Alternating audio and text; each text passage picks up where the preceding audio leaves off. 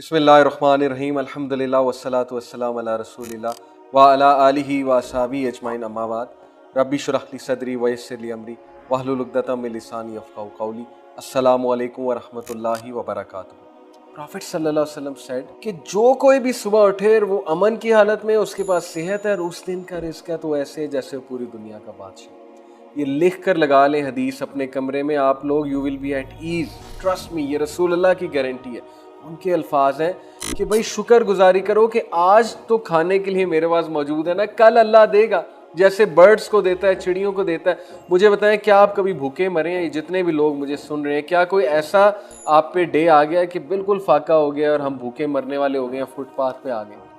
तो अल्लाह ताला सबको देता है, लेकिन हमारे अंदर ये नाशुक्री और ये तज़ब्ज़ब और ये बेचैनी क्यों पैदा होती है? Because we are always seeing Instagrams, we are always seeing Facebook, we are always following people, we are seeing pages of brands and clothes and cars। फिर एक रिश्तेदार की पोस्ट आती है कि उसने नई V8 ले ली है, फिर एक रिश्तेदार की पोस्ट आती है कि वो तो फ़लाने होटल में सालगिरह मना रहा है, फिर एक की आती है कि वो तो फ़लानी जगह इटली में या थाईलैंड में छुट्टियां मनाने गए हैं और मैं यहाँ क्या कर रहा हूँ, मैं गुर्बत में रह रहा हूँ या गुर्बत में रह रही हूँ, मेरे पास तो कुछ भी नहीं।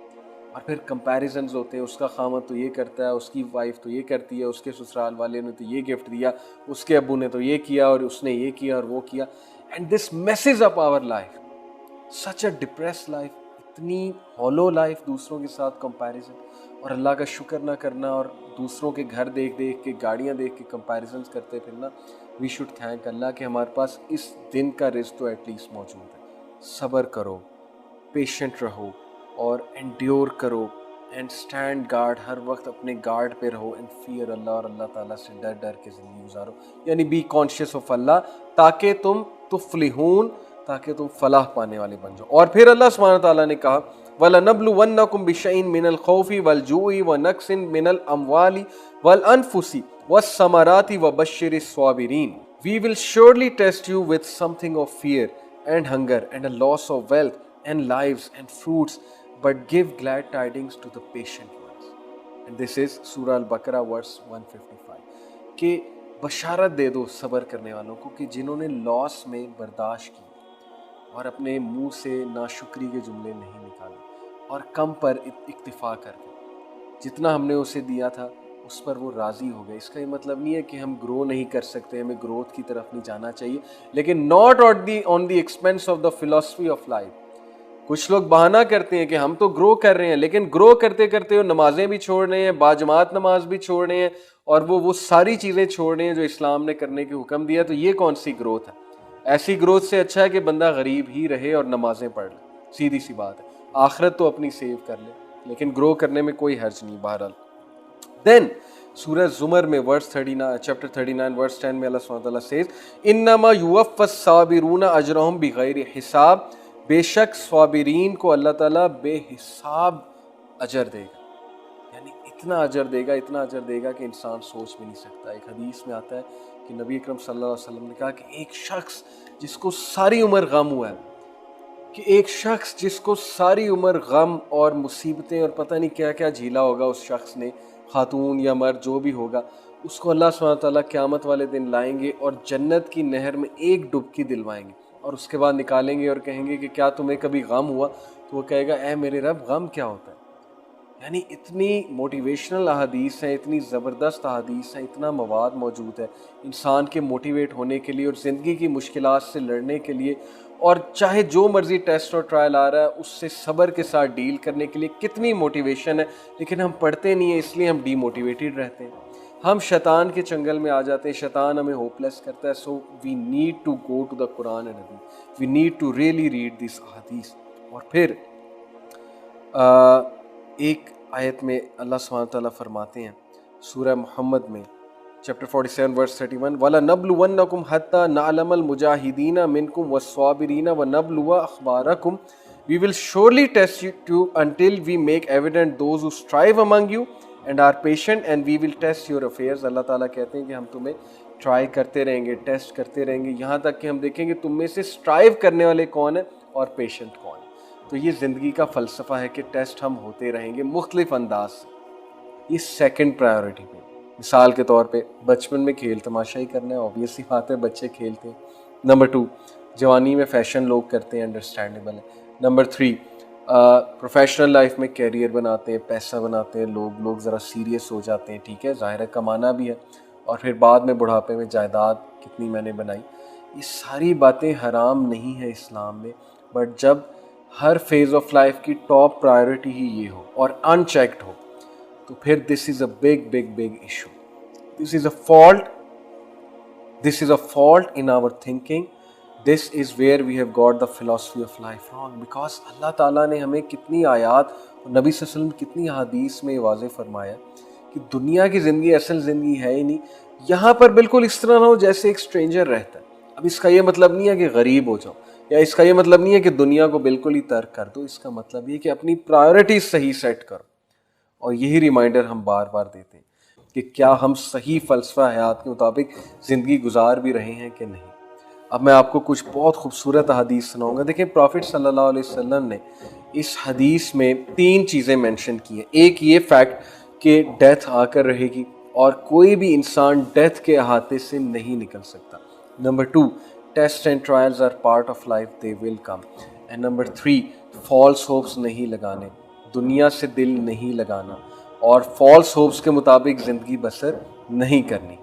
Now let me tell you some beautiful अहादीस। सबसे पहले अब्दुल्ला बिन मसूद रज़ियल्लाहु अन्हु से मरवी एक हदीस। अब्दुल्ला बिन मसूद रज़ियल्लाहु अन्हु रिपोर्टेड द मैसेंजर ऑफ अल्लाह सल्लल्लाहु अलैहि वसल्लम सेड, ला तत्तखिज़ु ज़ैअता फतरगबू फिद दुनिया। Prophet सल्लल्लाहु अलैहि वसल्लम said, do not be consumed with acquiring property such that you place your hope in the world. अल्लाहु अकबर। ऑब्सेशन की बात की है कि इतने ऑब्सेस मत हो जाओ प्रॉपर्टी कमाने में या प्रॉपर्टी बनाने में कि तुम कंज्यूम हो जाओ इस दुनिया की ज़िंदगी से, और इतने कंज्यूम हो जाओ, इतने थक जाओ कि तुम्हारे पास ना नमाज पढ़ने का टाइम रहे, ना जिक्र करने का टाइम रहे, ना कभी ज़िंदगी में कुरान खोलने की तौफीक हो, ना कुरान समझने की तौफीक हो, ना रिश्तेदारों से मिलने की तौफीक हो, ना सिला रहमी करने की तौफीक हो, ना चैरिटी करने की तौफीक हो, ना दीन पढ़ने की तौफीक हो। इतना कंज्यूम मत हो जाओ, और ना यहाँ से फॉल्स होप्स लगाओ। क्या तुमने सारी ज़िंदगी यहाँ पे रहना है, या तुमने कब्र में जाना है अल्टीमेटली, और कब्र के बाद तुमने कहाँ जाना है, आखिरत, जो कि दुनिया की जिंदगी से इनफाइनाइट टाइम ज्यादा है। तो फिर अक्लमंद आदमी क्या सोचता है। एक और हदीस आपको सुनाता हूँ। उबैदुल्लाह इब्ने Mehsana reported the messenger of अल्लाह सल्लल्लाहु अलैहि वसल्लम said, and mind you this is such a beautiful हदीस के मेक दिस हदीस योर कॉन्स्टिट्यूशन ऑफ लाइफ। आप ये हदीस वाला एटीट्यूड अपने अंदर लेकर आए और फिर देखें जिंदगी कितनी हसीन बन जाती और टेंशन फ्री बन जाती। क़ाल रसूलुल्लाह सल्लल्लाहु अलैहि वसल्लम, मन अस्बह मिनकुम आमिनन फी सिरबिही मुआफन फी जसदिही इंदहु कूतु यौमिही फकअन्नमा हिज़त लहु दुनिया। The messenger of Allah sallallahu alaihi wasallam said, whoever among you wakes up secure in his property, healthy in his body, and he has his food for the day, it is as if he were given the entire world. सुनन तिरमिजी हदीस number 2346। अल्लाहु अकबर। अल्लाह के नबी सल्लल्लाहु अलैहि वसल्लम ने कहा कि जो कोई भी सुबह सोकर उठे और वो सिक्योर है, उसकी प्रॉपर्टी सिक्योर है, खाना जंगी नहीं है, वहाँ पर अमन है। नंबर 2, उसके पास हेल्थ है, उसके पास सेहत है, उसे कोई बीमारी नहीं है। नंबर 3, उसके पास उस दिन का ज़ख़ीरा है, उस दिन का, नोट द वर्ड, उस दिन का रिस्क है। It is as if he were given the entire world. अल्लाहु अकबर। हम 20-20 साल की प्लानिंग कर रहे होते हैं, 10-10 साल की प्लानिंग कर रहे होते हैं कि बच्चे होंगे, उन्हें कहाँ से खिलाएंगे, किस स्कूल में कराएंगे, फीसें कहाँ से आएंगी। और मेरे एक दोस्त ने कहा था कि शायद इसीलिए नहीं होती, क्योंकि अल्लाह की कितनी बड़ी नाशुक्री कि बजाय कि अल्लाह की नेमतों के बारे में सोचने का, हम डरते हैं कि यार बच्चे पैदा हो गए तो खिलाएंगे कहाँ से। और फिर जाहिर है कि वो एक सेकुलर नैरेटिव तो है ही ना कि बच्चे 2 ही अच्छे। बहरहाल ये एक अलग डिस्कशन है। सो कि क्या ही ताजुब वाला अफेयर है बिलीवर का कि उसके लिए हर बार विन विन सिचुएशन है। कैसे? If he is happy then he thanks अल्लाह and thus there is good for him. अगर तो वो खुश है तो फिर वो अल्लाह का शुक्र करता है और इसमें इसके लिए बहुत अच्छा ही है। इफ़ ही इज़ हार्म्ड, और अगर वो हार्म होता है कभी, then he shows patient and thus there is good for him. जब कोई शर आता है उस तक तो वो शुक्र करता है, वो सब्र करता है और जब कुछ अच्छा आता है तो वो शुक्र करता है। तो how beautiful is this affair कि उसके लिए विन विन सिचुएशन। फिर एक हदीस में आता है, मैं युरिदिल्लाहु बिही खैरन युसिब मिनहु, इफ अल्लाह intends good for someone then he afflicts him और हर विद ट्रायल। जब अल्लाह किसी के लिए भलाई चाहता है तो अल्लाह ताला उसे टेस्ट और ट्रायल से गुजारता है, उसको रिफाइन करता है, उसको ग्रूम करता है। वो बंदा नरम दिल बन जाता है दूसरों के लिए। अचानक एक हार्ड बंदा सॉफ्ट हो जाता है जब उसे गम का इलेक्ट्रिक शॉक लगता है। जी हाँ, गम का इलेक्ट्रिक शॉक। तो वो बंदा दूसरों के लिए नर्म हो जाता है। वो बंदा, उसका विजन ब्रॉड हो जाता है, उसका अल्लाह पर ईमान जो है पुख्ता हो जाता है। कितने ही लोग हैं जो दीन में तब आए जब वो किसी हादसे से गुजरे। प्रॉफिट सल्लल्लाहु अलैहि वसल्लम ने कहा कि एक इंसान टेस्ट होता रहता है कि यहाँ तक कि वो दुनिया पर चलता है विदाउट एनी सिन, सिनलेस हो जाता है। क्या साबित हुआ इस हदीस से? कि टेस्ट और ट्रायल्स हमारे गुनाहों को धो देते हैं। So yes, we should be patient and then. लेकिन एक और हदीस मैं आपको सुना दूं। इसका ये मतलब नहीं है कि हम टेस्ट और ट्रायल्स की विश करें, क्योंकि प्रॉफिट सल्लल्लाहु अलैहि वसल्लम के मुताबिक एक हदीस में आता है, verily the blessed person is one kept away from trials. Verily the blessed person is one kept away from trials. और 3 बार कहा, verily the blessed person is one kept away from trials. How good is one who is afflicted but bears it patiently. 4थी बार ये कहा। सुनन नबी दाऊद की हदीस है, हदीस number 4263, सही हदीस है।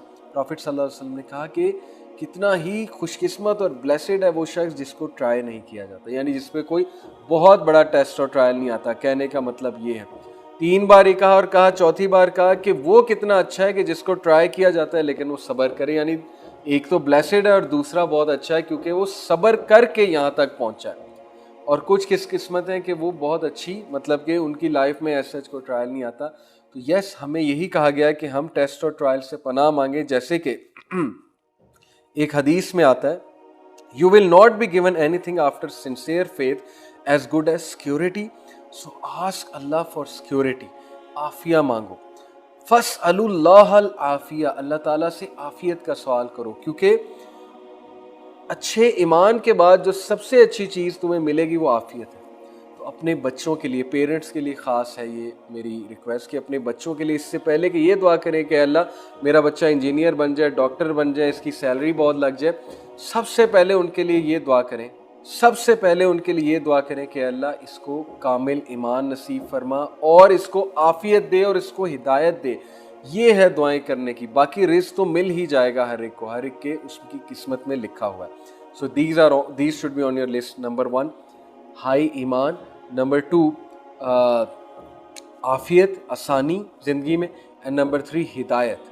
और देखिए एक दुआ हमें ये भी सिखाई गई ना, सूरह अल बकरा की जो आखिरी 2 वर्सेस है उसमें अल्लाह ने कहा, रब्बना ला तुहम्मिलना मा ला ताक़त लना बिही, अल्लाह हम पे वो बोझ मत डालियो जो तूने हमसे पिछली कौमों में डाला और हम उसको नहीं उठा सकेंगे, उस बोझ को वो हम पे मत डालियो। तो it is we are to ask अल्लाह सुब्हानहू व तआला फॉर ईज़ एंड फॉर आफिया। सबसे बदतरीन फितना क्या है? ट्रायल की बात हो रही है। Huzaifa said, it is when good and evil are before you and you do not know which of them to follow. सुभान अल्लाह। क्या आज ये दौर नहीं है कि सबसे बुरा फितना हम पर हावी है कि गुड और ईवल हमारे सामने, लेकिन हमें नहीं पता कहाँ जाना है। हम पहचान ही नहीं रहे कि गुड क्या और ईवल क्या, और हम बस चली जा रहे हैं, जहाँ लोग जा रहे हैं वहाँ हम चली जा रहे हैं। और ये हमारे नौजवानों का हाल है, पता ही नहीं अच्छा क्या है, पता ही नहीं बुरा क्या है, और बस चली जा रहे हैं। अल्लाह ने रिस्क लिख दिया हुआ है।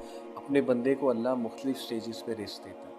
जब अल्लाह उसे रिस्क देता है वो उसका शुक्र अदा करता है तो अल्लाह उसमें ब्लेसिंग भरता है, बरकत देता है और उसको एक्सपैंड करता है, इंक्रीज करता है। Whoever is not content, he will not be blessed in it। और जो कोई शुक्र नहीं करेगा, कंटेंट नहीं है, ग्रैटिट्यूड शो नहीं करेगा, ना शुक्री शो करेगा, इरिटेशन शो करेगा, तो फिर अल्लाह उसको उसमें बरकत नहीं देगा, ब्लेसिंग नहीं देगा। बड़े अफसोस के साथ कहना पड़ता है कि आज लोगों के दिल इतने सख्त हो गए हैं कि वो कहते हैं कि यार ब्लेसिंग का क्या करना है, बस पैसे आने चाहिए, पैसे कमाई जाओ। तो पैसे तो बहुत आ जाते हैं 2 नंबर तरीके से और बड़े तरीक़ों से, लेकिन उसमें ब्लेसिंग नहीं होती।